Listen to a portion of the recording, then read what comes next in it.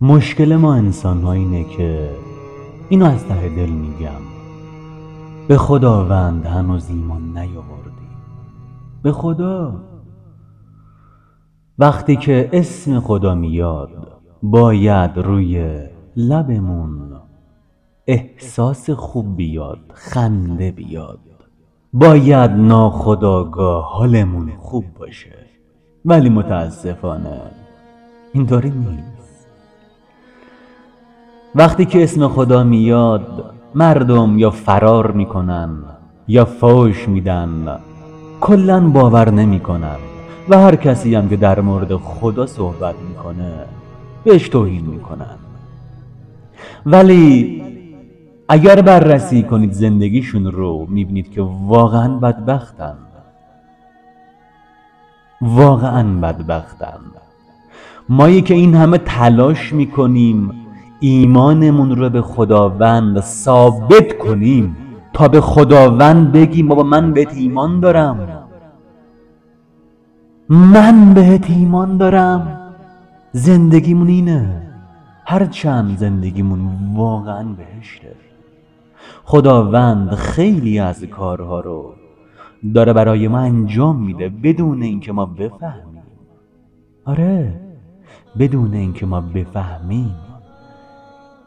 خدا داره کلی کار واسه ما انجام میده، کاری میکنه که ما منت بقیه رو نکشیم، کاری میکنه که زندگیمون روانتر باشه، شادتر باشه، سلامتتر باشیم، مشتری هامون کم نشه.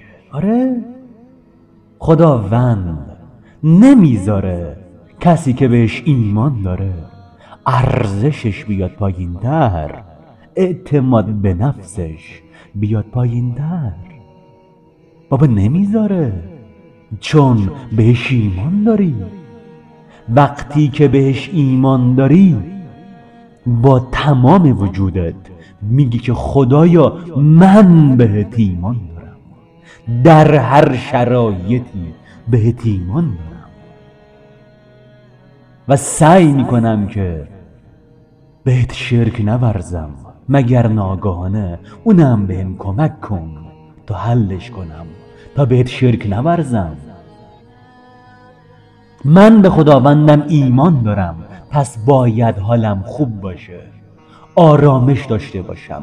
ایمان یعنی حالم خوبه، آرامش دارم، نگران نیستم، افسرده نیستم، عصبانی نیستم.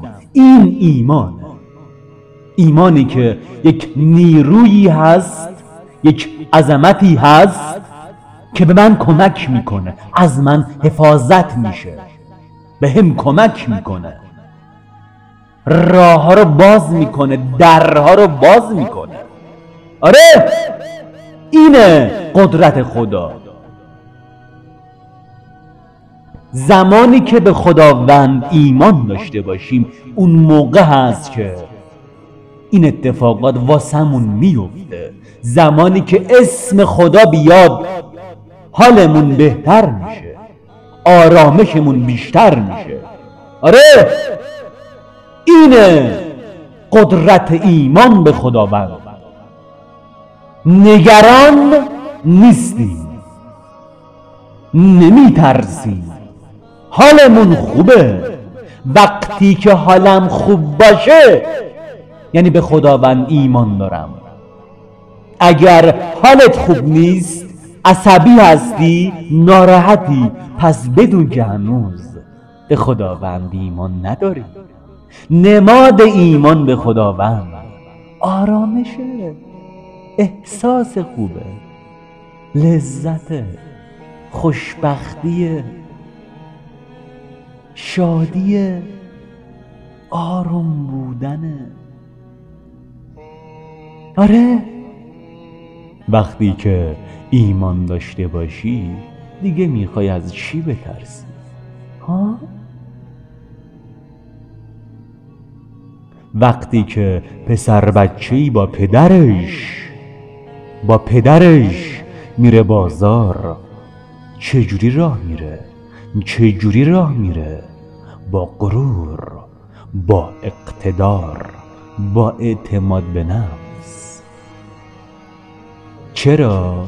چون میگه پشتم پدر ایستاده، پشتم کوه ایستاده، نگران نیستم، کسی نمیتونه بهم زور بگه، از چیزی نمیترسم، آرومم، سینمو میدم جلو، با اعتماد به نفس، با حس خوب راه میرم، خیالم راحته، از چیزیم نمیترسم.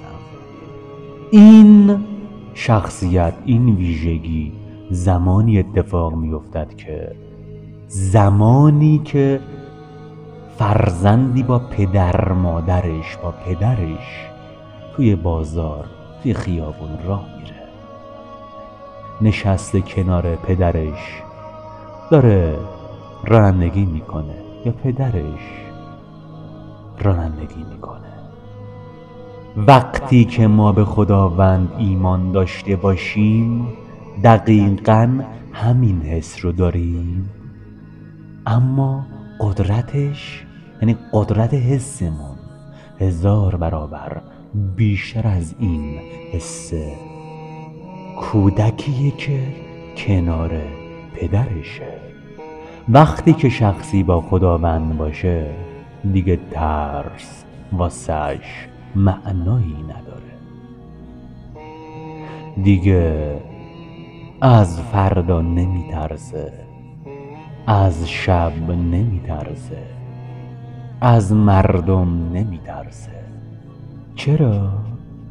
چون هدایت مردم دست خدایی است که فرمونش دست خدامه، دست خدامه.